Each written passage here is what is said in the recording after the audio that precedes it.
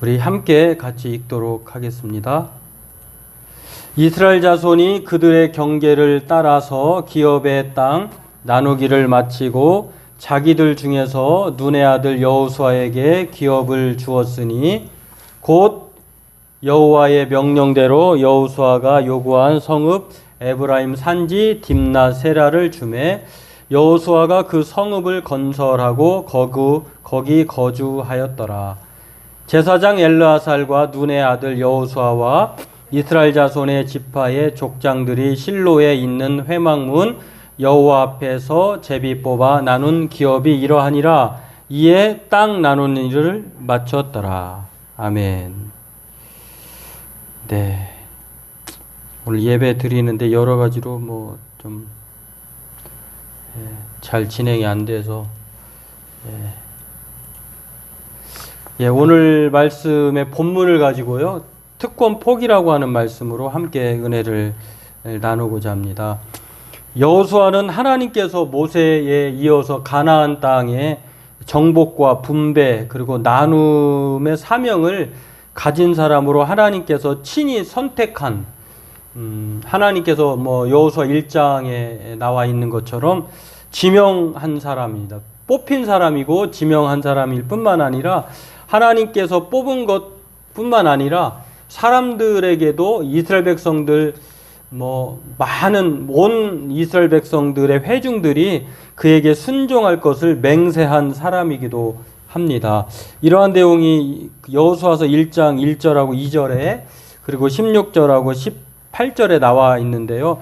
하나님께서 눈의 아들 여호수아에게 말씀하셔서 이제 모세가 죽었으니 너는 모든 백성과 또 더불어서 일어나 요단을 건너서 이스라엘 자손에게 주는 그 땅으로 가라고 하나님께서 지명하신 것입니다. 그리고 그 지명한 것들을 이스라엘 백성들에게 말할 때에 이스라엘 백성들이 하나같이 여호수아에게 충성 맹세를 1장 16절 그리고 18절에 이어서 합니다. 여호수아에게 대답하여 이르되 1장 16절에 이렇게 말합니다. 우리에게 명령하신 것은 우리가 다 행할 것이요 당신이 우리를 보내신 곳에는 우리가 가리이다. 이렇게 하나님이 지명하시고 또 백성들이 순종할 것이라고 하는 충성 맹세를 한 사람이 여호수아입니다. 이 여호수아는 모세에 이어서 가나안의 7 족속의 땅을 이제 정복하고 또 분배하고 또 그 분배한 땅을 잘 살도록 그렇게 인도해가는 두 번째 지도자라고 할 수가 있는데요. 어떻게 보면 하나님이 인정하시고 또 백성들로부터 충성서약을 맹세한 사람이라고 하면은 특권층에 있다고 볼 수가 있습니다. 특권을 주장할 만한 사람이라고 할 수가 있습니다. 그런데 이 오늘 본문을 보면은요, 전혀 특권을 사용하지 않는 이 여호수아의 모습을 보는데 땅 분배가 5지파 요단 동편 2지파 반 그다음에 서편에 에브라임 요셉의 2지파 이렇게 해서 5지파가 완결이 되고 나머지 지파들이 땅을 차지하면 되는데 안 하고 있을 때에 7지파에게 독려해서 지난 시간에 살펴보았습니다만 실로 회막에서 언제까지 지체하겠느냐라고 하면서 권면하면서 7지파에게 땅을 정복하도록 그렇게 소망을 주고 또 책망도 했던 사람이 바로 여호수아입니다. 그런 다음에 에브라임 지파에 속한 여호수아가 자신의 땅을 기업으로 받는 내용이 오늘 본문입니다. 어떻게 보면 가장 먼저 주장하고 그 특권을 주장할 수 있는 이 지도자가 이것을 포기하고 맨 나중에 그 땅을 오늘 받는 내용을 볼 수 있는데 그런 면에서 오늘 여호수아가 특권 포기자라고 말할 수 있다고 하는 것입니다. 그렇습니다. 오늘 우리가 사는 사회가 예민하죠. 특권, 반칙, 공의와 정의, 아주 또 차별 이것에 대해서 예민한데요. 이 시기만큼은 아니더라도 당시의 여호수아 시대에도 이런 예민할 수 있는 덜 예민할 수 있지만 그럼에도 불구하고 오늘 그런 공정하고 정의를 벗어나지 않으면서도 또 쉽지 않은 특권을 포기한 여호수아를 볼 수가 있습니다.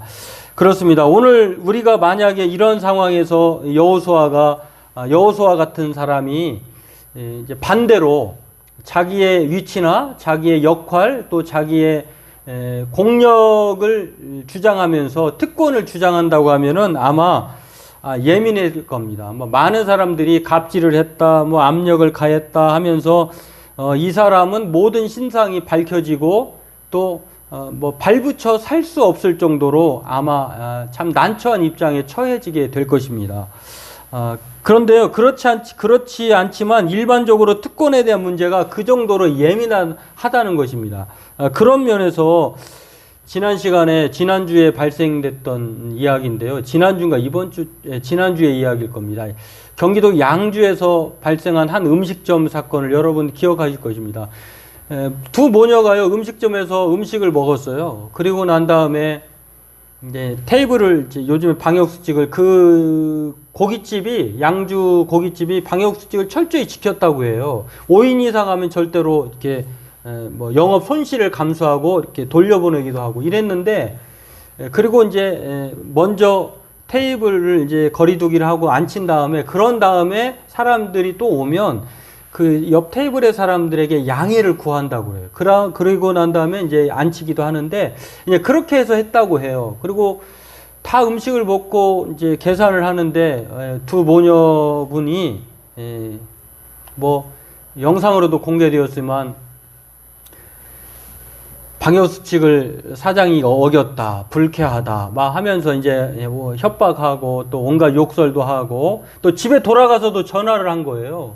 뭐 그런 식으로 손님이 이제 막말하고 협박하고 환불 요구하고, 뭐 나는 10만 원 과태료 물면 되지만 당신은 몇백만 원 물을 거야 막 하면서 이런 그런 것들, 뭐 참 저도 들어봤습니다만 참지 못할 말들이에요. 그런데 이분의 이제 번호를 요즘에 저장하면 이분의 카톡이나 뭐 어떤 다른 뭐 SNS에 대략적으로 정보를 그분이 입력을 했다면 알게 되거든요. 근데 이분을 딱 휴대폰 전화번호를 저장해 보니까 이분의 직업이 현재 문학작가라고 해요. 그리고 간호조무사이기도 하고, 놀라운 것은 현직 목사이기도 하다고 합니다. 참 직함을 많이 가졌는데 그 이야기를 듣고 참 부끄럽기 짝이 없다. 도대체 언제까지 우리가 이런 그 세상 사람들의 이야기거리로 이런 것들이 계속 회자되어야 하는가, 그런 생각을 하면서, 이런 이야기를 하려면 정말 셀 수 없을 정도로 참 많습니다. 참 주변에 이런 이야기가 나올 때마다 민망하기 짝이 없다는 생각을 하게 되는데, 모두 다 잘못된, 손님이 왕이다라고 하는 생각, 이분은 그렇게 생각한 거예요. 자기의 위치가 왕이다라고 하는 생각, 잘못된 특권의식, 특권층에 빠져버린 민낯이라고 생각할 수가 있는데요. 어떤 목사님은 이 어려운 때에 이제 교회를 이전해야 돼서 주변의 교회 장소를 물색하면서 이렇게 다니는데, 예배당을 알아보러 다니는데, 예배당으로 사용할 것이라고 하니까 건물주들이 손사래를 친다는 거예요. 교회는 안 됩니다. 다른 데 알아보세요. 심지어는요, 혐오까지 한다고 그래요. 이게 참 순식간에 이렇게 되어버렸어요. 왜 이런 지경까지 이르렀을까? 모두 우리가 감당해야 할 몫이라고 생각을 해요. 좀 억울한 측면도 있죠. 모두 다 이렇게, 모든 교회가 다 그렇게 보편적이다라고 생각하는데 그렇지 않은 교회도 많거든요. 또 교회가 사회와 또 교육을 위해서 또 여러 가지 희생과 헌신과 섬김에 또한 노력들을 많이 하는데, 아무튼 지금은 예민한 시대예요. 성도가 성도의 몫을 다 해야 되고 교회가 교회의 몫을 다 해야 그나마 원래 성경에서 말하는 교회 성도의 모습이 재현되지 않을까. 이미 세상 사람들에게 생각에는요, 각인이 되어 있어요. 참 이게 어려운 시대를 만났는데, 오늘 본문을 보면은요, 여호수아는 이스라엘 자손의 기업의 땅 나누기를 마친 후에 맨 마지막으로, 우리가 이제 가끔 차례를 쓰다가 이제 자기 순번을 기다리다가 누가 옆에서 이렇게 끼어 들어오면은 상당히 불쾌하잖아요. 그런 것처럼 오늘 이 여호수아가 그럴 수 있음에도 불구하고 아니면 자기 몫을 먼저 선정하고 그런 다음에 나머지 지파들을 말할 수 있는데 다 순서를 온전히 기다리고 그런 다음에 에브라임 지파에 속한 자신의 기업의 땅을 부여받습니다. 여러분 성경을 이렇게 보면은요, 12지파가 정복하고 정착을 하면서 이제 에브라임 지파 왼쪽 오른쪽 다 마찬가지인데 왼쪽에는 하얀 그림의 표시, 그다음 오른쪽에 에브라임의 딥낫 세레라고 하는 그 지역을 자신의 땅으로 부여받았어요. 요구하고 그 땅을 온 회중들이 또 이렇게 준 것을 볼 수 있는데 이걸 좀 확대해 보면 이렇게 됩니다. 에브라임 지파 안에 있는 그런 지역이에요. 근데 이 지역이 여러분 어느 지역, 어떤 곳인 줄 아세요? 딥낫 세레라고 하는 지역이요. 산지예요, 산지. 나대, 이게 참 살 수 없는, 거주할 수 없는 산악지대. 이 뜻을 보면은 나머지 분기시다라고 하는 딥낫 세레라고 하는 땅이 나머지 땅, 나머지 기업이다 이런 뜻인데요. 이 딥낫이라고 하는 말은 팀나라고 하는 테무나에서 유래한 말인데 이 뜻이 무엇이냐면 유령의 또는 불확실한 형태. 그러니까 뭐 구획 정리가 되지 않은 형체가 이렇게 살 수 있는 형태가 뭐 볼 수 없는 그런 뜻을 가졌어요. 그리고 세례라고 하는 단은 할의 요님이라고 하는 말에서 유래되었는데 비둘기 혹은 비둘기 똥 뭐 이런 뜻이에요. 그러니까 이렇게 척박한 땅, 산악지대에 이 땅을 딥낫 세레라고 하는 땅인데 이 땅을 맨 마지막임에도 불구하고 또 그 땅을 요구받은 것이 자기가 요구해서 받은 땅이 험악한 산지이자 이렇게 형체가 완성되지 않은 산악지대의 땅이라고 하는 딥낫 세레라고 하는 땅입니다. 그렇습니다. 예, 오늘 이것을 보면은요, 이 여호수아가 본문을 통해서 우리에게 보여주는 것은 무엇이냐면은 자신의 몫이 맨 나중으로 받았고 또 순서도 요구한 땅도 마지막이며 나머지 땅이었다는 것을 보면서 완전히 이 여호수아가 지도층임에도 불구하고 특권을 포기한 모습을 볼 수 있다는 것입니다. 제가 일전에 남아프리카 공화국을 갔는데 우리가 이제 여기에서 많이 구호품을 가지고 갔었어요. 갔는데 거기에 원주민 선교사님이 계셨는데 그 원주민 선교사님에게 이제 모든 물품을 드렸어요. 드렸는데 좀 놀라운 사실은 그 선교사님, 그때 모잠비아라고 하는 나라인데요. 그 모잠비크의 선교사님의 자녀들도 4명인가 5명인가 있더라고요. 근데요, 먼저 이렇게 선물, 연필하고 뭐 스케치북 뭐 이런 걸 색연필을 많이 가져갔거든요. 근데 연필을 먼저 이렇게 자기 걸 이렇게 챙기더라고요. 그래서 왜 그런가 나중에 저희를 이제 인솔해 주시는 통역하시는 선교사님한테 물어보니까 먼저 자기 자녀들 거를 이렇게 챙기는 거래요.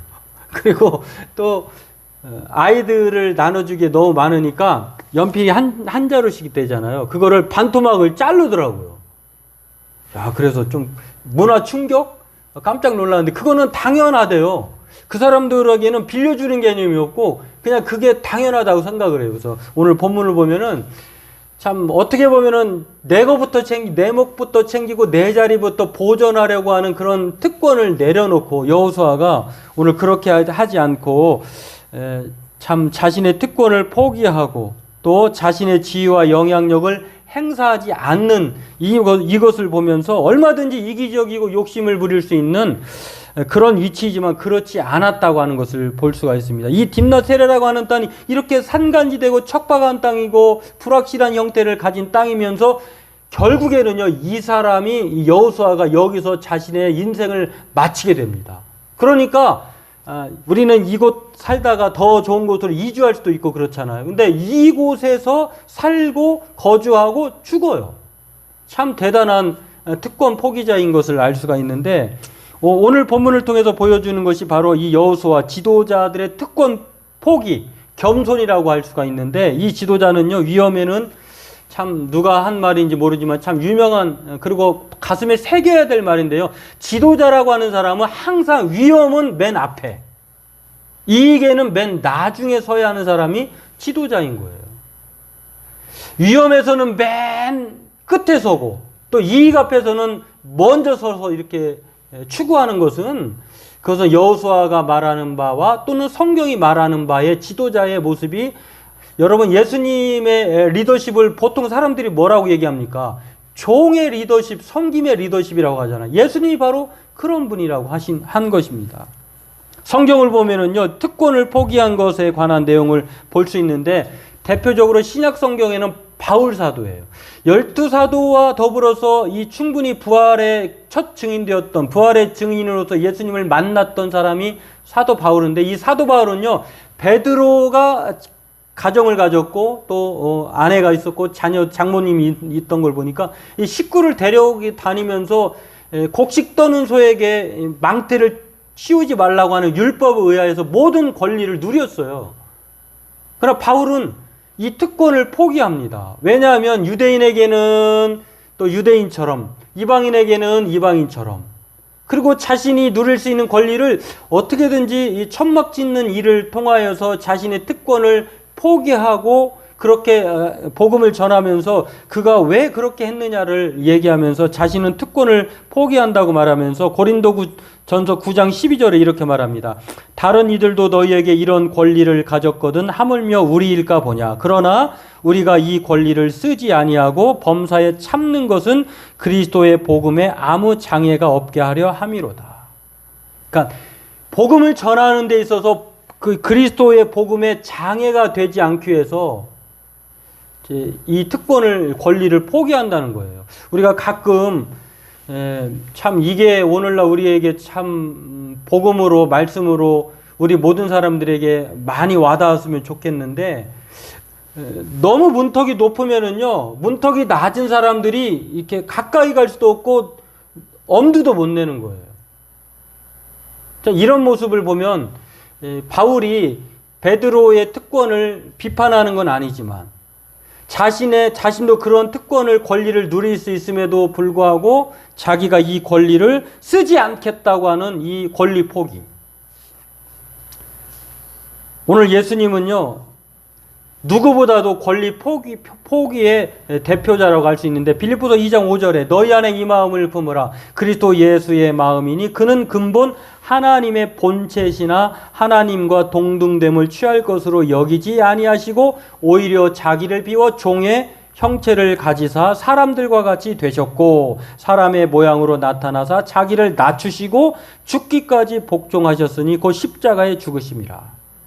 예수님도 하나님의 본체예요. 하나님의 형체와 동일하셔요. 그런데 이것을 포기하시고 인간의 몸을 입고 우리의 십자가의 죽으심으로 말미암아 종의 형체, 사람의 모양으로 나타나셨다고. 그럴 필요가 없으신 분이신데. 히브리서 5장 8절은 이렇게 말합니다. 그가 아들이면서도 받으신 고난으로 순종함을 배워서. 고난받을 이유가 없으신데 아들임에도 불구하고 고난을 순종함으로 배우셨다 그랬어요. 요즘에 어떤 분이 대기업 그 언론사 사주의 딸인데 그게 특혜를 입었다고 해가지고 매스컴에 나온 것을 보는데 그런 사람이 아니에요. 예수님은 하나님의 아들이심에도 불구하고 아버지 고난 패스, 십자가의 죽음, 이 죽음의 잔을 넘겨주세요 하면 될 일을 그렇게 하지 않으셨다고 하는 것입니다. 이 특권을 포기할 수 있는데 포기하지 않으신 그 예수님, 포기하지 않을 수 있는데 포기하신 것을 볼 수가 있다고 하는 것입니다. 요한복음 5장 15절에 이렇게 말합니다. 그러므로 예수께서 그들이 와서 자기를 억지로 붙들어 임금으로 삼으려 하실 줄 아시고 다시 혼자 산으로 떠나가시니라. 이게 요한복음에 보면 예수님께서 오병이어의 기적을 베푸신 다음에 예수님을 왕으로 삼으면 참 많은 사람들이 굶지는 않겠구나 라고 하는 생각을 가져가지고요, 예수님을 왕으로 삼으려고 많은 사람들이 예수님을 억지로 왕을 삼으려고 했을 때에 이것을 포착하시고 예수님은요 산으로 유유히 혼자 떠나셨어요. 참 이게 바로 특권 포기자의 진정한 모습이라고 하는 것입니다. 오늘 그렇습니다.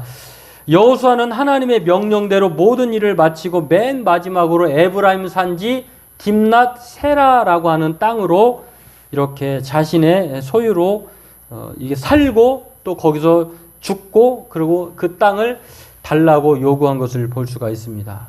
자신의 업적을 내세우거나 지도자의 위치를 주장하며 특권을 요구할 수 있음에도 불구하고 그러지 않아서 이게 바로 특권 포기자예요.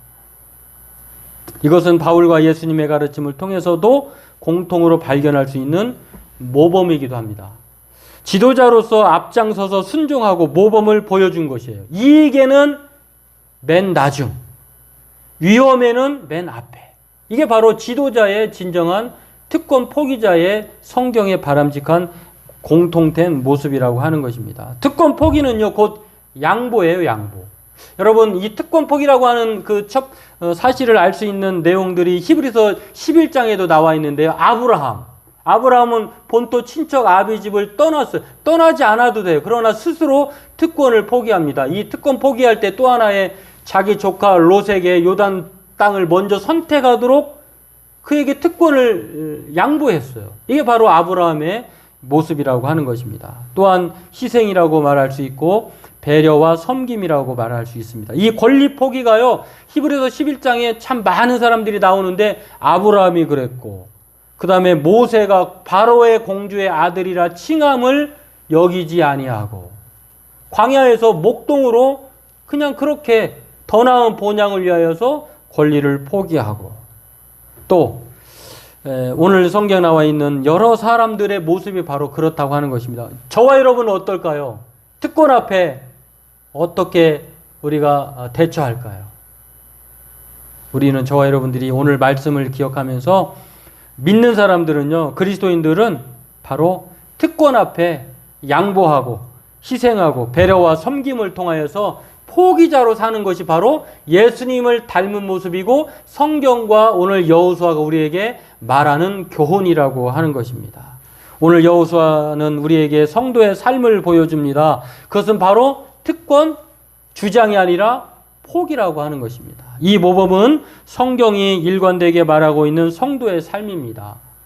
바울이 사도의 특권을 포기하고 더 많은 사람을 얻으려고 한 것처럼 예수님이 아들이심을 포기할 때에 우리 온 인류에게 구원이 임하였던 것처럼 오늘 저와 여러분들이 우리의 특권을 포기할 때 하나님의 기쁨이 되고 또 이 나라는 하나님의 나라로 확장되고 또 그렇게 하나님의 나라가 이루어질 것입니다. 오늘 이 특권 포기자로 살아가는 저와 여러분 되길 주의 이름으로 축원합니다.